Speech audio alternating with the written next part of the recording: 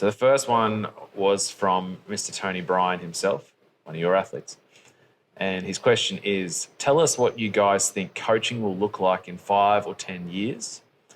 There seems to be a bunch of new technology around the corner. So what's it going to do to the way we coach and the way we train? So crystal balling, Scotty Farrell. Yeah, great question. Thank you, TB. Before I dive into it, I should give a bit of a shout out to Mr. Tony Bryan. We are currently sitting in Osmar Homes headquarters in Maroochydore on the Sunshine Coast. Yeah. In his very nice foyer area, which leads into what's called the Altier. There you go. Super grateful for him to let us in and let us use the venue on a Sunday afternoon. By far, the I reckon they've been in business on the Sunshine Coast for 25 years and easily the best commercial and residential building company. So yeah, very grateful. Yeah. He's a legend. Yeah, back to the question. So what's coaching going to look like in five or 10 years' time? I mean, I think, yeah, you could jump straight into the AI and machine learning kind of avenues that are happening at the moment.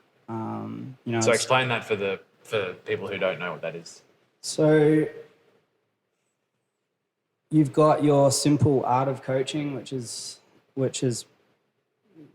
I started doing an Ironman, it was my coach gave me a PDF document with outline of a week and then kind of do this times 4. He wasn't sort of collecting any of my data or doing anything like that. Then you evolve into what we use, which is called Training Peaks. We program using Training Peaks. The athletes look at their calendar, see what it is they've got to do for that day in the week, and then they go out and they do that, and they use power meters, they use GPS, they use heart rate, and that data gets uploaded so we can see that, and then we can also see the feedback that they've left us or their subjective feedback, and if they're really getting into it, they can do things like check their heart rate variability and upload that. So there's lots of different things you can look at. But the very basic stuff is RPE. So that old PDF document, it was mainly, you go easy, you go moderate, or you go hard for whatever session it was. Jumping back to the artificial intelligence and machine learning platforms, and in regards to coaching, so there's systems being developed, and there's a couple that I know of now that will look at all that data as a computer system and then take it all into consideration, using all these fancy algorithms, and then be able to supposedly more accurately, and we know that machines make better decisions than humans, predict, I think, what that athlete should be doing the next day. So that's where it's heading, if you choose to go down that path. But yeah, I don't know to what extent. I know that there's platforms out there already now that you can sign up and you can pay a membership and that computer just coaches you. I don't know whether that's I would assume that that's almost on a daily basis. Yeah, but when I was over in Boulder with the Training Peaks conference, they were sort of making it out like, well, it's like flying a plane. The pilots in the seat know how to fly it manually, but they've built the algorithms so that the computer flies at 99% of the time, and it's only when things go wrong does the human step in. But in any event, do you not think that you're going to that machine, the machine learning stuff, you're still needing to put an underlying philosophy of coaching in there?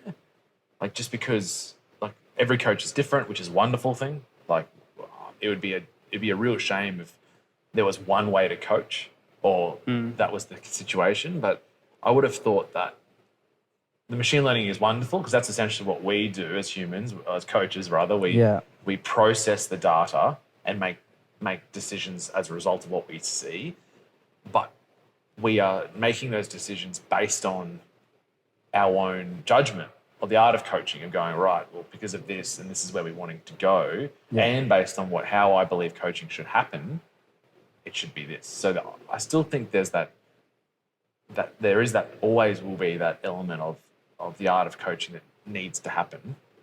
100% agree. Yeah. Yeah. So I think if it's truly artificial intelligence, then it's adapting and it's learning what's best for the individual. So, in a perfect world, in a perfect platform, it's going to learn that athlete inside and out. It's going to learn pretty quickly, and I'm assuming as the technology gets better, it's going to be able to say, oh, well, Rich, you're this type of person and you're going to respond better to this style of training. So it won't necessarily be, a high-intensity style coaching platform. It'll be, okay, well, I've got this person after, I don't know how many, let's say after 4 weeks, they've figured out, based on the sessions that we've given them and their responses and their HRV data and all that, this is the type and this is the style of person, this is the type of training that suits them best. But that's all good and well, but there's no, as I've kind of noted in here, there's no empathy behind. That's right. Yeah. You can, there's no I think human. The machine can fly the plane, but coaching, there's such an incredible art of understanding what drives an athlete and managing that. The psychological element is so critical and so important to high performance, or any performance, that a computer just simply can't do. Yeah, that's right. So I think, I agree. I think that it's coming very quickly and very fast. Oh, yeah, and very fast. Fast. It's coming fast. That I think it'll be a tool that coaches will use. Yeah. I don't think it's there to overtake what we do. That's for sure. Yeah, that's exactly, I think, it's going to be very important for the coaches to get up to school with all the technology that's coming out. And, only this week I've been, I'm pretty good with all the little tools and tricks that Training Peaks, the basic Training Peaks has. But this week I've been going backwards and forwards with one of our other coaches, diving into something like WK05 and there's some pretty cool algorithms behind that, but you're driving it. And, 100%. It has all these, eye levels and things like that you can apply to an athlete. But at the end of the day, it's, you're in control. Yeah. And I think platforms like that for us and for our coaches would, as our coaches' skills develop, then it'll be crucial to be using platforms like that and working with the athlete to get as much information, because not everybody wants to be hooked up to a wearable. When I say wearable, I mean those things that are measuring your heart rate and your HRV 24/7. Yeah, body temperature, everything, all day, every day. I love not having to train with stuff every now and then. So the other side of it, sorry. There you go. The other side of it is of coaching and technology is the online kind of what do you call them, training tools that link up to your smart trainers, like RGT cycling and the like, where you can log on to your computer, your training links up from Training Peaks, and all our coaches are pretty savvy at doing workout built sessions now, and they can just kind of drag those across into the platform that they're using and essentially go for a virtual ride. And I think some of the technology, especially for online coaches, is pretty exciting because we can then, we could jump on there and go for a virtual ride with them. And I don't think it's out there yet, but I think like virtual goggles, like I think that'd be pretty cool. Be able to chuck on a pair of virtual goggles, And swim with them. get on your bike. Oh, right. Yeah, like virtual, like VR stuff. Yeah, VR. Yeah. So Not VR, swim goggles, but yeah. yeah. Did I say swim goggles? No, you said goggles and I just assumed. Sorry. Yeah. Like for us, because our athletes are spread across the country and the world now, it's, to be able to say once a month or whatever, everybody's on individual programs, but to be able to say once a month, we're going for a coffee ride on Sunday, the 28th of November, and, we'll meet up at 5 a.m. at this spot on this training platform. And if everybody's got their VR goggles, you put them on and you could be drinking a coffee, riding your bike if you wanted to, but looking around, having the ability to look around and you just want a virtual coffee, don't you? Like, you can just have a coffee, cool. yeah. But I think that stuff kind of excites me too.